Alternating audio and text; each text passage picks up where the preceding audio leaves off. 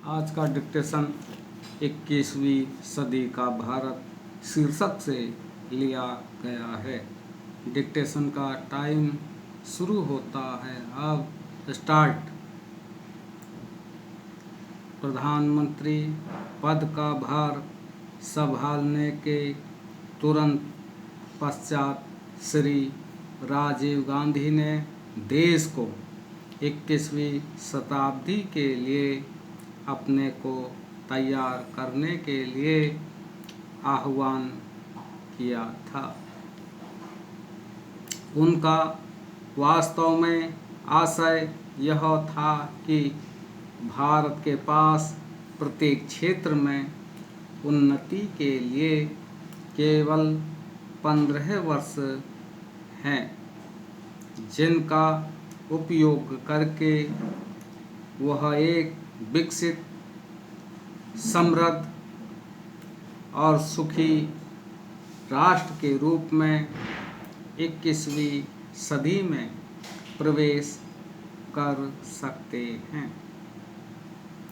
भविष्य के विषय में कोई भी भविष्यवाणी निश्चित ही सदैव जोखिम युक्त होती है, क्योंकि इतिहास सीधी रेखा में आगे न बढ़कर टेढ़े मेढ़े तरीकों से आगे बढ़ता है।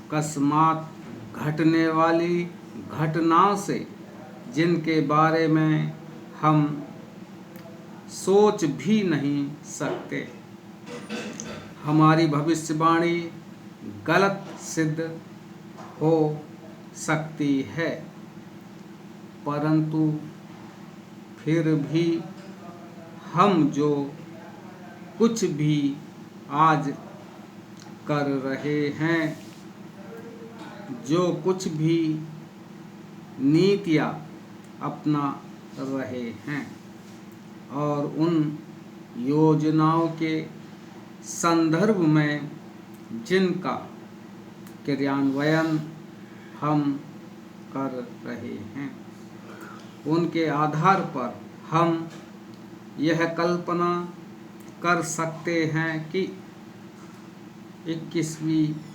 सदी का भारत कैसा होगा।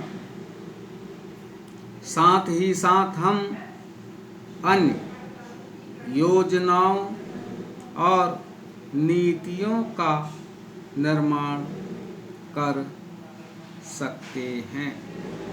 विगत अनुभवों के आधार पर कमियों को दूर कर सकते हैं, जिससे कि हम प्रभावी रूप से 21वीं शताब्दी में प्रवेश कर सकते हैं।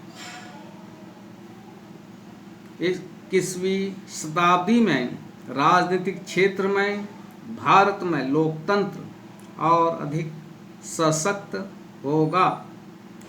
लोकतंत्री संस्थाओं और परंपराओं को वही प्रतिष्ठा प्राप्त होगी जो कि उन्हें ब्रिटेन और अमेरिका में प्राप्त है। वोटरों में पूर्ण जागृति आएगी और वे शासकों को चुनने के लिए अपने मत का प्रयोग समझदारी के साथ करेंगे। पंचायती राज संस्थानों को सार्थकता प्राप्त होगी और प्रशासन के विकेंद्रीकरण बढ़ेगा। केंद्र और राज्य दोनों में ही प्रत्येक आम चुनाव के पश्चात सरकार बदला करेगी। कोई भी एक पार्टी अधिक समय के लिए सत्ता पर एकाधिकार स्थापित नहीं कर पाएगी, जब तक कि इसकी उपलब्धियां असाधारण रूप से अच्छी ना हों।